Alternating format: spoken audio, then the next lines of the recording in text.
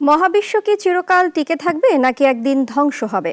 যুক্তরাষ্ট্র ও চীনের গবেষকদের বিশাল এক সমীক্ষা বলছে বিগ ক্রাঞ্চের মাধ্যমে শেষ হতে পারে সবকিছু। মানুষ যুগ যুগ ধরে মহাবিশ্বের ভবিষ্যৎ নিয়ে ভাবছে। একে চিরস্থায়ী মনে হলেও এবার বিজ্ঞানীরা বলছেন মহাবিশ্বের আয়ু মাত্র 2000 কোটি বছর।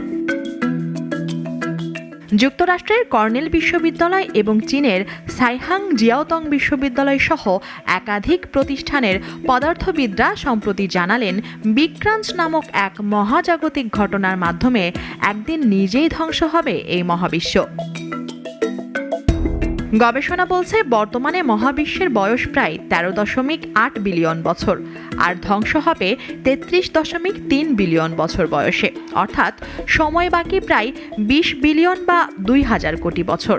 এই তত্ত্বের ভিত্তি ডার্ক এনার্জি বা রহস্যময় অন্ধকার শক্তি, যা মহাবিশ্বের প্রায় 70% জুড়ে বিস্তৃত।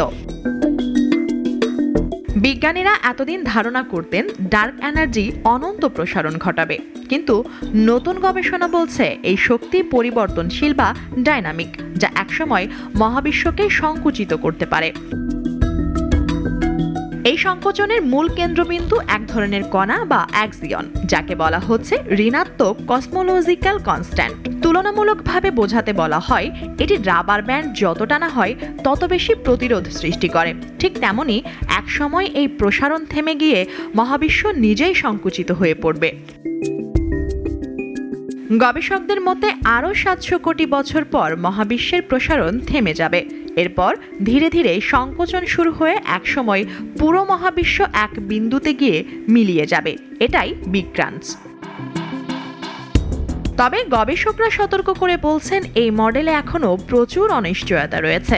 ডার্ক এনার্জির প্রকৃত আচরণ সম্পর্কে নিশ্চিত হতে আরও বহু তথ্য প্রয়োজন। তবুও এই গবেষণা বিজ্ঞানীদের সামনে মহাবিশ্বের ভবিষ্যৎ জানতে এক নতুন পথ খুলে দিয়েছে, কারণ ভবিষ্যতে ডার্ক এনার্জির আচরণ মাপা যাবে আরও নিখুঁতভাবে। আর যদি গবেষণা সত্যি হয়, তবে একদিন 20 বিলিয়ন বছর পর মহাবিশ্ব আবার নিজেই নিজেকে ধ্বংস করবে। তবে ভয়ের কিছু নেই, তার আগেই নিভে যাবে আমাদের সূর্য, মিল্কি ওয়ে আর অ্যান্ড্রোমেডা গ্যালাক্সির সংঘর্ষও ঘটে যাবে অনেক আগে।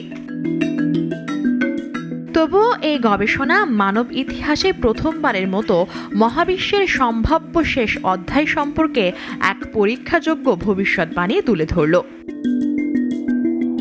বিগ ব্যাং থেকে শুরু আর বিগ ক্রাঞ্চে শেষ, এটাই হতে পারে মহাবিশ্বের চক্র। এখন শুধু অপেক্ষা ভবিষ্যতের প্রযুক্তি এই তত্ত্বকে সত্যি প্রমাণ করে কিনা।